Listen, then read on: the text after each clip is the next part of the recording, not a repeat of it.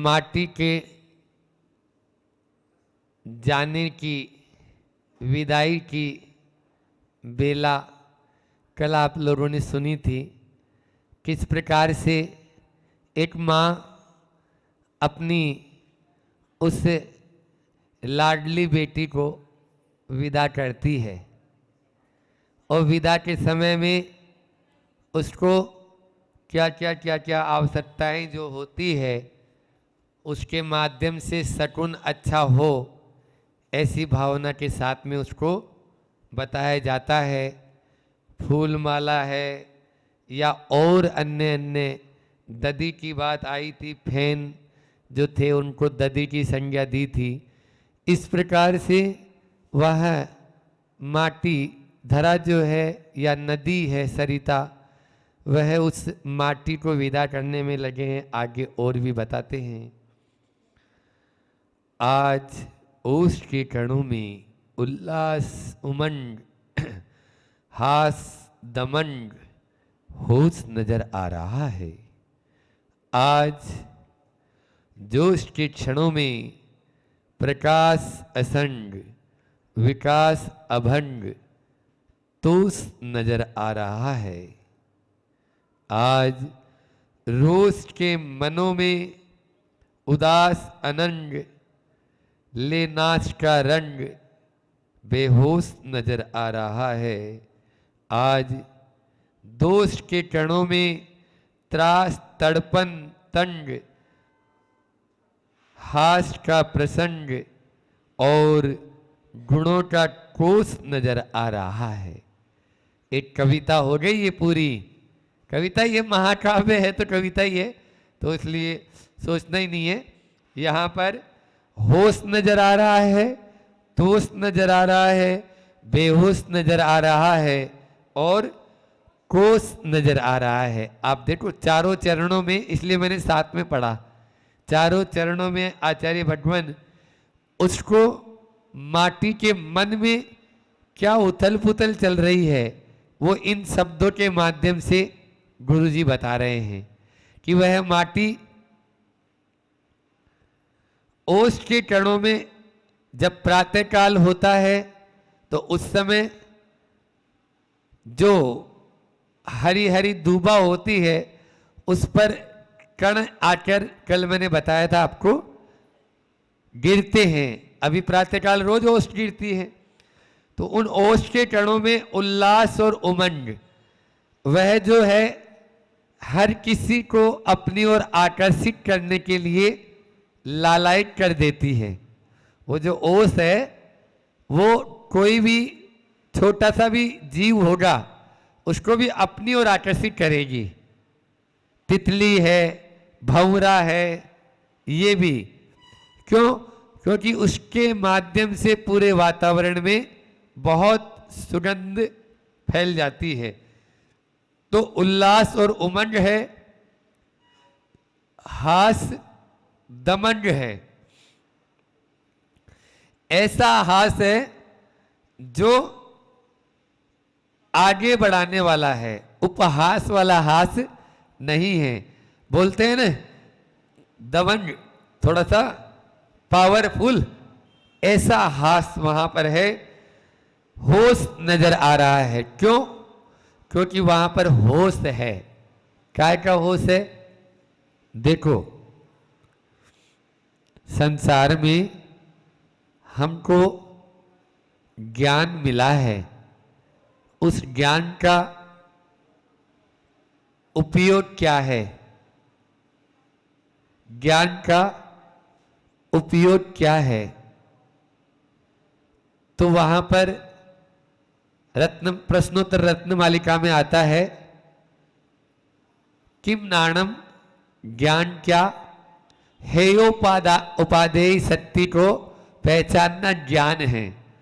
मतलब हेय और उपादेय, हेय क्या है और उपादेय क्या है, छोड़ने योग्य क्या है और ग्रहण करने योग्य क्या है। भले ही आप लोग उसको नहीं कर पा रहे हैं, कोई बात नहीं, इसीलिए तो उसको अज्ञान की श्रेणी में लिया।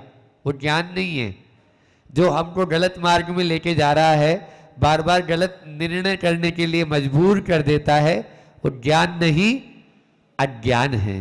समझ में आया? कोई भी अपन निर्णय सही नहीं कर पाते, उसका मतलब ही है घर परिवार में भी अपन को निर्णय ये था कि धर्म में ज्यादा रुकें और सांसारिक कार्य कम करें, लेकिन उसमें नहीं रुक पाते। कोई बात नहीं है, क्योंकि अपना उधर आसक्ति या मोह के कारण उधर चले जाते हैं। वो यहां पर भी बता रहे हैं। तो सही में होश क्या है? आज उस माटी का जो भाव बना हुआ है वो है होश, नहीं तो बाकी हो जाते हैं बेहोश। बता रहे वो भी। आज जोश के क्षणों में जोश है, उसमें ऐसे पल हैं बस कब आ जाए और कब चले जाएं। प्रकाश असंग, विकास अभंग। मतलब अब प्रकाश का साथ नहीं चाहिए मुझे, मिले तो ठीक, नहीं तो कोई बात नहीं। विकास अभंग, ऐसा विकास जो टूटना नहीं है। अब अभंग यानी भंग यानी टूटना, नहीं टूटने वाला विकास। उसके लिए तोष नजर आ रहा है, संतोष नजर आ रहा है। तोष के सैकड़ों समुपसर्ग लगा दो तो संतोष हो जाएगा। यही तोष है। तुष्टि, तुष्टि भी बोल देते हैं इसको। मतलब वो अपने आप में संतुष्ट है, उसको मतलब अब बेचैनी नहीं है, बिल्कुल निष्फिकर है, संतोष है। और देखो आज रोष के मनों में, रोष मतलब गुस्सा, रोष के मनों में उदास अनंग, अनंग बोलते हैं अंग और अनंग बोलते हैं मन को। तो रोष के मनों में उदास है, अनंग अपना मतलब दिल या मन उदास है। ले नाश का रंग, अब नाश का रंग कुछ नहीं, कर्म क्षय का जरूर उसको भाव है यहाँ पर, लेकिन उसमें भी बेहोश नजर आ रहा है। तो यहाँ पर काय में बेहोश नजर आ रहा है? समझ में आ रहा है कि नहीं आ रहा है? थोड़ा भारी तो नहीं पड़ रहा है? बेहोश नजर आ रहा है मतलब काय में। देखो यथा यथा समायाति संवितो तत्त्वमुत्तमं तथा तथा न रोचन्ते विषया सुलभा अपि। इसी को घुमा के बोल देंगे, क्या बोल देंगे? यथा यथा न रोचन्ते विषया सुलभा अपि तथा तथा समायाति संवितो तत्त्वमुत्तमम्। अभी अपन ने इष्टोपदेश का स्वाध्याय किया था ना, तो यहां पर भी संसार से जो उदास होगा वही इनका दास होगा। संसार से जो उदास होगा वही इनका दास होगा, और जो इनसे उदास होगा वो संसार का, बोलो ना, दास होगा, संसार का दास होगा। इसमें क्या बात है? तो यहां पर रोष यानी गुस्सा नहीं है अब उसके मन में, कसाय भाव नहीं है, उदास है मन, बिल्कुल अब शांत कर दिया इंद्रियों को। यहां पर इंद्रियां और अनिंद्रियां सबको उदास कर दिया है। बैठ जाए चुपचाप, कुछ नहीं करना, कुछ सोचना नहीं, कुछ बोलना नहीं, कुछ सुनना नहीं। सुन रही नहीं सुन रही है? हाँ सुनो, माटी कह रही है अपन से। ले नाश का रंग बेहोश नजर आ रही है, आ रहा है, मतलब नाश का रंग लेके बिल्कुल ऐसा रंग ले चढ़ाया हुआ है कि वह निर्दयी भस्मीसात क्रियाम ऐसा हो जाता है।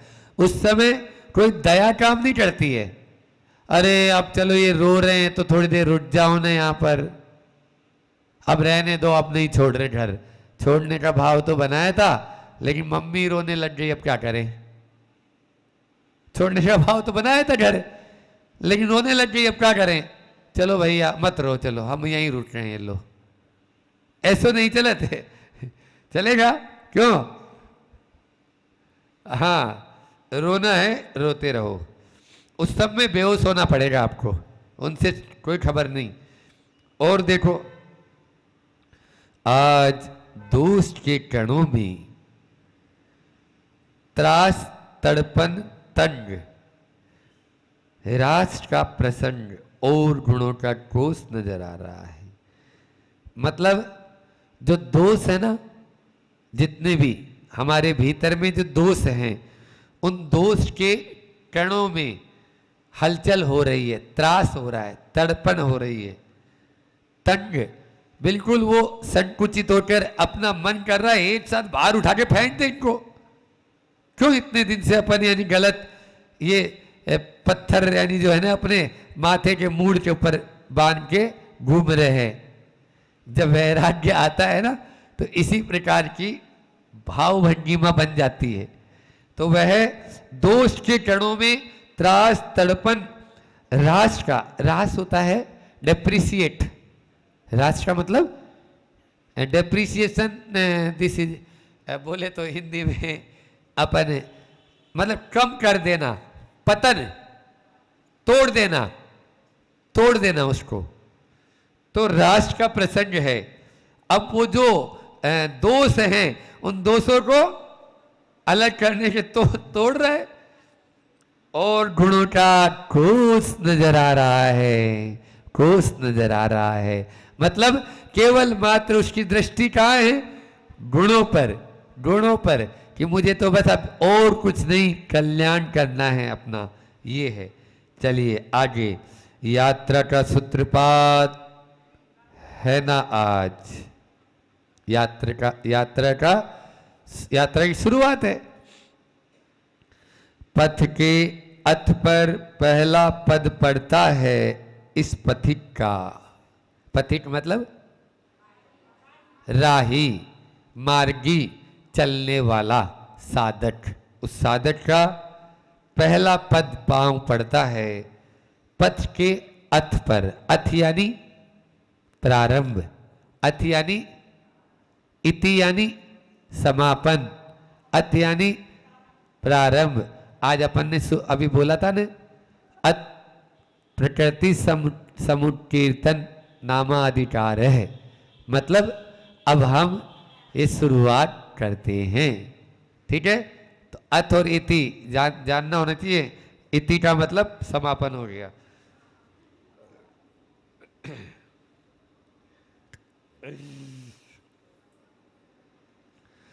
पथ की इति पर स्पंदन सा कुछ घटता है, हलचल, हलचली मचती है वहां। हम इस तरफ से सीढ़ी से चढ़ेंगे और इस तरफ पहला पांव रखेंगे यहां पर प्लाई पे, उधर वहां पर भी हलचल होगी। क्या बोला? हाँ, उदाहरण से आपको जल्दी समझ में आ जाता है। यहां पर भी जैसे ही उसने पांव रखा पथ पर, तो पथ के अथ पर पहला पांव पड़ते ही पथ की इति पर लास्ट जो छोर है उस पर स्पंदन सा कुछ लगता है, हलचल होती है वहां पर, हलचली मस्ती है वहां कि आज कुछ होने वाला है। समझ में आ रहा है ना? क्योंकि आपने एक कदम इधर बढ़ाया ना तो एक कदम उधर से कम हो गया ना, उस तरफ से। अब एक और बढ़ाओगे उधर से 2 कदम कम हो जाएंगे, ऐसे चलेगा। पथिक की अहिंसक पटतली से संप्रेषण प्रवाहित होता है। वाह! पथिक मतलब वो जो राही आया है, लेने जो आना था जिसको, उसकी अहिंसक पटतली। अहिंसक पटतली का मतलब होता है कि आप लोग, पटतली का मतलब जूती होता है, जूते। हाँ, तो यहां पर जो कुमार होता है वो पहना हुआ नहीं है, और पहना हुआ भी है तो खड़ाऊ है। खड़ाऊ को अहिंसक पटतली बोलते हैं, जो रामचंद्र जी पहनते हैं ना, उसमें पांव में लकड़ी की, लकड़ी की, सही सही, हाँ हाँ, लकड़ी की, और वह अंगूठा बनी, बहुत अच्छा। राम भक्त ले चला रे, राम की निशानी, आंखों में पानी और सिर पर खड़ा हूं और आँखें में पानी, जब भरत लेके जाता है तब का है ना ये वाला भजन। तो ऐसा ही तो वो अहिंसक पटतली कहलाती है। संप्रेषण प्रभावित होता है उससे, उसको संप्रेषण मतलब होता है इसको बोलेंगे हलचल, कंपन, हलचल, है ना, हलचल हो जाती है। किसी ने याद किया तो हलचल होती है। ऐसे ही बाहर में कोई आ रहा हो अपने परिचित तो भी संप्रेषण हो जाता है। तो वो भी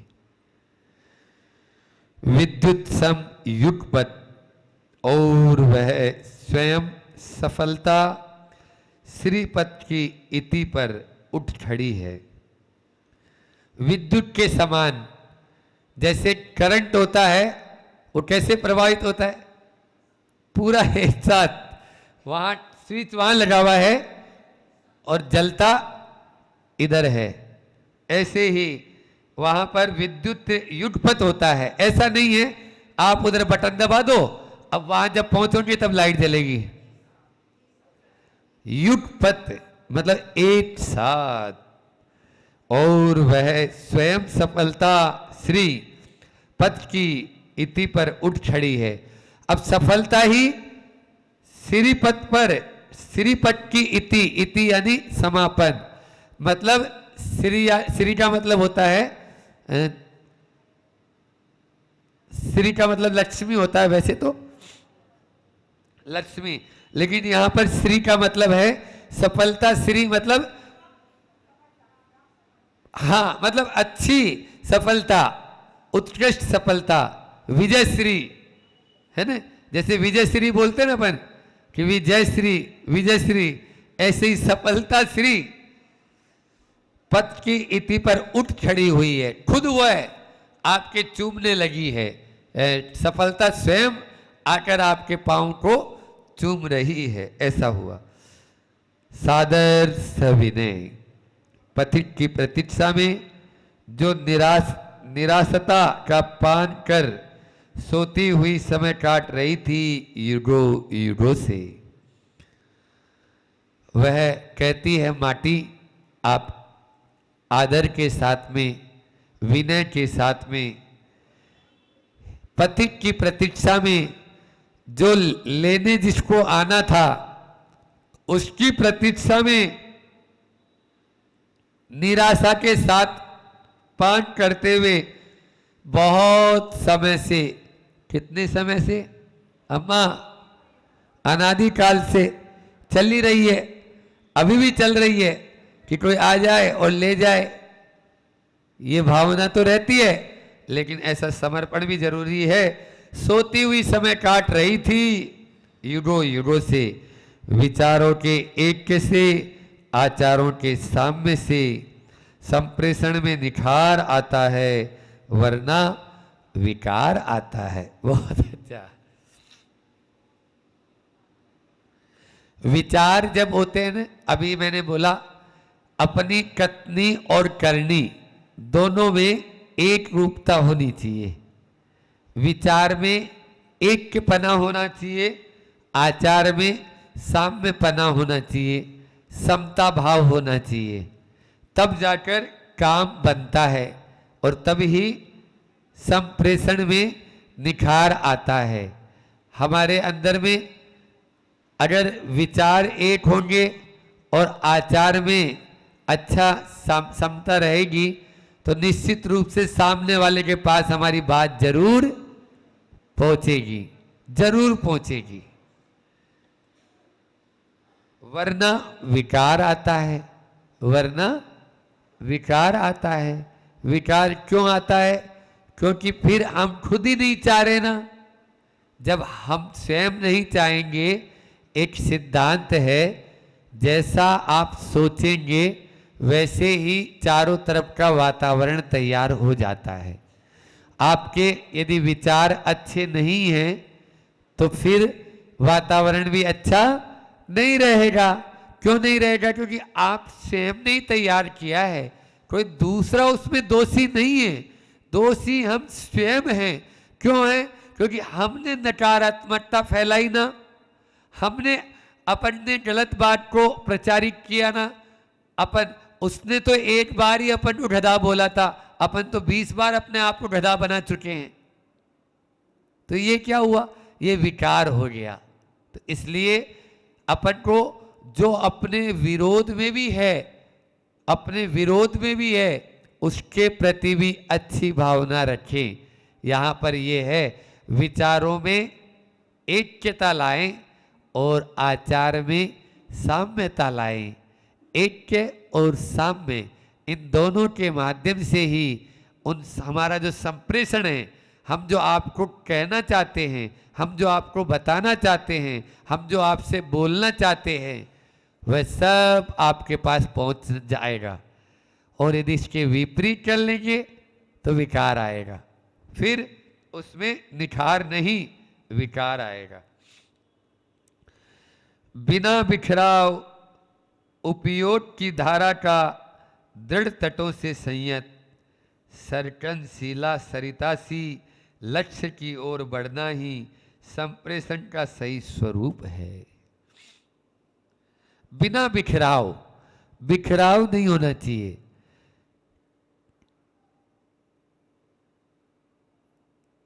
सुधा सागर जी महाराज बोलते हैं कि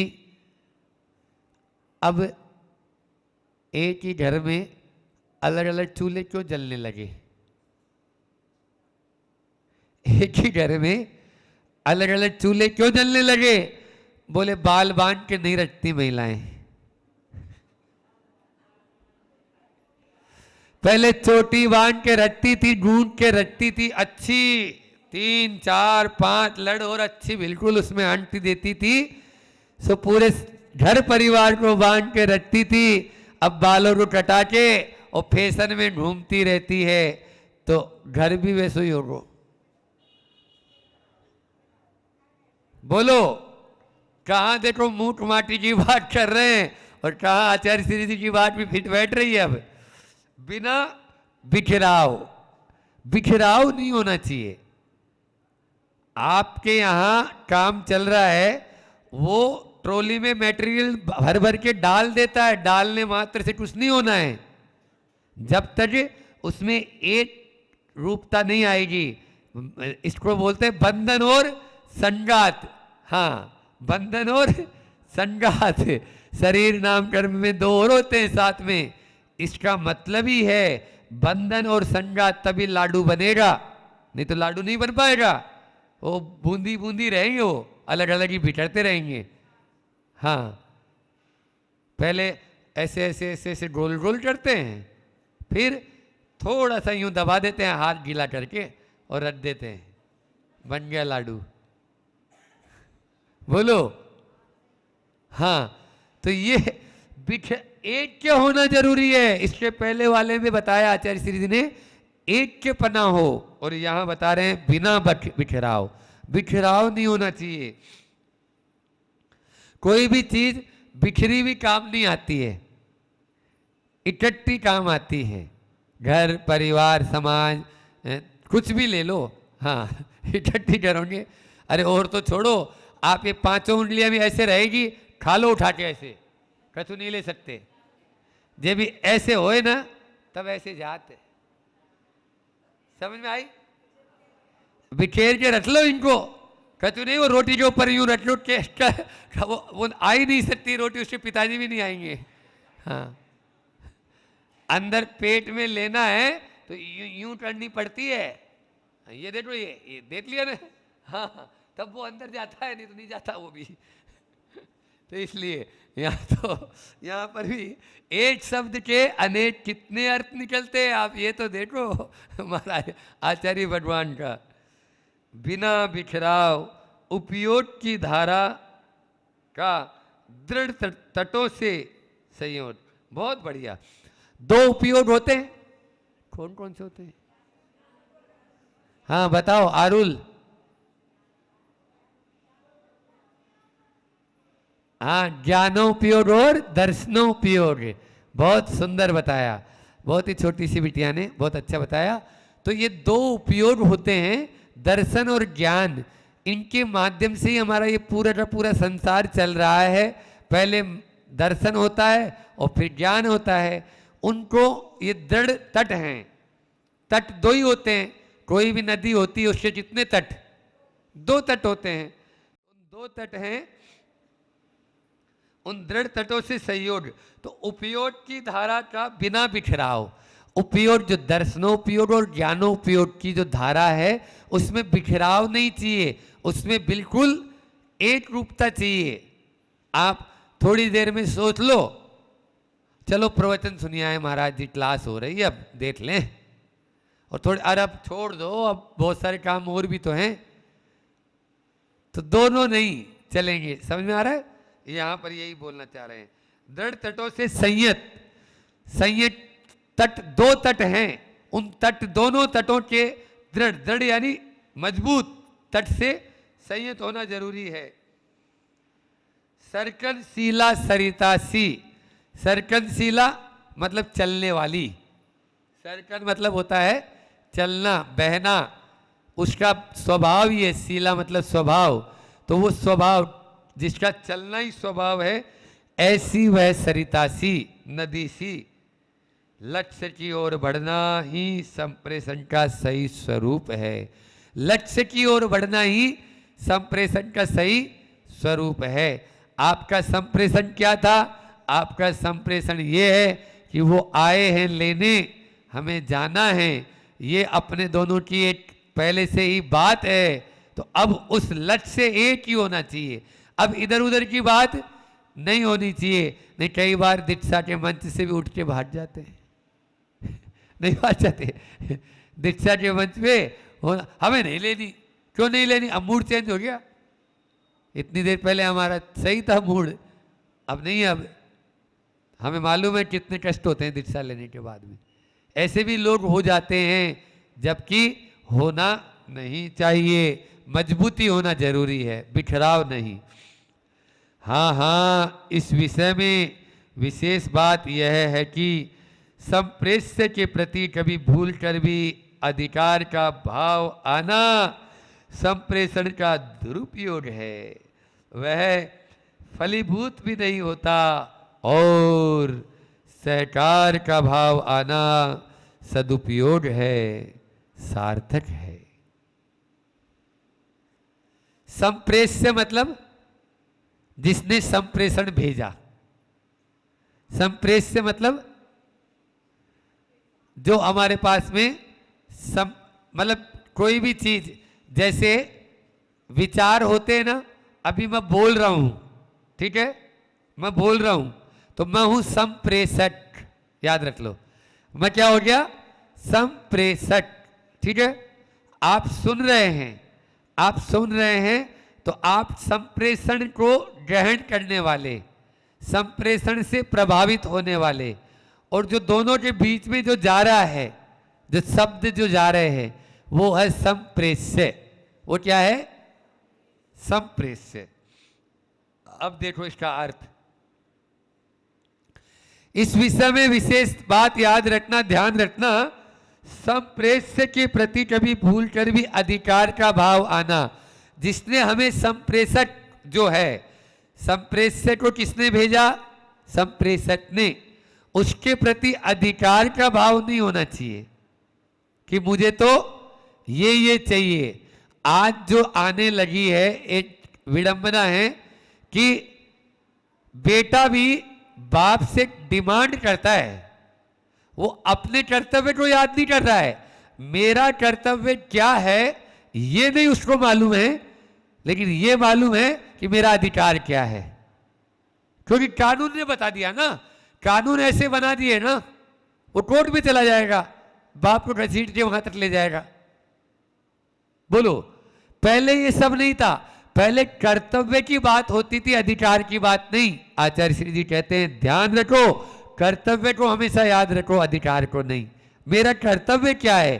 कर्तव्य मैं कर नहीं रहा हूं और अधिकार की बात करूंगा तो निश्चित रूप से पतन का मैं भागी बन जाऊंगा। इसलिए आचार्य भगवान यहां कह रहे हैं तुम उससे अधिकार की बात मत कर, वो तो तेरे भले के लिए आ रहा है, और तुम अभी से ही सोचे मुझे तो आचार्य बनाओ तो मैं दीक्षा लूं, लो फूट गया कमर कर्म क्या होगा। दीक्षा की तो बात ही नहीं है ना, अब तो आचार्य की बात हो गई, दीक्षा कहाँ बात हो रही। आचार्य बनाना चाह रहे दोनों एक दूसरे का, वो भी होड़ में लगे कि 108 आचार्य बनाने हमको, और ये भी लगे कि हाँ हमको आचार्य बनना है, भले ही 3 दिन के लिए बने, फिर छोड़ दें, क्या कौन सा फर्क पड़ने वाला। रेवड़ी की तरह बटी रहो है, ये स्थिति होती है तब गड़बड़ हो जाता है। यहाँ पर बोल रहे हैं कभी भूल कर भी अधिकार का भाव आना संप्रेषण का दुरुपयोग है, वह फलीभूत भी नहीं होता, वह फलीभूत भी नहीं होता। आप मान लीजिए कोई दबाव में करके कुछ भी करेंगे, अधिकार पूर्वक करेंगे तो वो फलीभूत होगा नहीं होगा। और सहकार का भाव आना सदुपयोग है, सार्थक है। सहकार का भाव होना चाहिए। सहकार का मतलब होता है सहयोग, पूरक, एक दूसरे के पूरक। मालूम है गुरु तभी बना जाता है जब शिष्य होता है, लेकिन शिष्य तभी होता है जब गुरु होता है। क्या बोला? एक दूसरे के पूरक बनो, एक दूसरे के लिए अधिकार मत बनो, एक दूसरे के प्रति अधिकारों की बात मत करो, पूरक की बात करो। नहीं, ये है तो मेरा अस्तित्व है, मैं हूं तो इनका अस्तित्व है, लेकिन वो बात अपने मन में नहीं आनी चाहिए। हाँ, तो अपना आप ही परिवार भी आगे चल जाएगा। घर परिवार को चलाना है, ये वाला बहुत ही अच्छा बोला है कि अधिकार की नहीं कर्तव्य की बात करें और पूरक बने, सहकारी बने एक दूसरे के। आचार्य सीरीज का हाइकू क्या है बताएगा कोई? पूरक बनो सिंह से वन, वन सिंह से बचा। पूरक बनो सिंह से वन, वन सिंह से बचा। शेर होता है जंगल में, पहले बताया है शायद, जंगल में शेर होता है, घना जंगल होता है तो शेर बच पाते हैं, नहीं तो दूर से निशाना लगा के मार देते हैं। और यदि जंगल में शेर होता है तो कोई की हिम्मत नहीं होती, लकड़ी काटने वाला भी भट जाएगा, बोले नहीं नहीं उस जंगल में नहीं जाएंगे, वहां तो शेर आता है। इस प्रकार से इतना ही रखते हैं, समय भी आप लोगों का पूरा हो ही गया है। तो ये मूक माटी महाकाव्य बहुत ही अद्भुत और बेजोड़ महाकाव्य ग्रंथ है। इसको अपन धीरे धीरे उतारते चलेंगे। जावाणी के ज्ञान ते सूझे लोकालोट, सोवाणी मस्तक नमु सदा देत हूँ डोट। हे जिनवाणी भारती तो ही जपू दिन रैन, जो तेरा शरणा गहे सो पावे सुख चैन। देव बजू अरिहंत को गुरु सेवा निर्घन, दया धर्म पालो सदा यही मोक्ष का पंथ।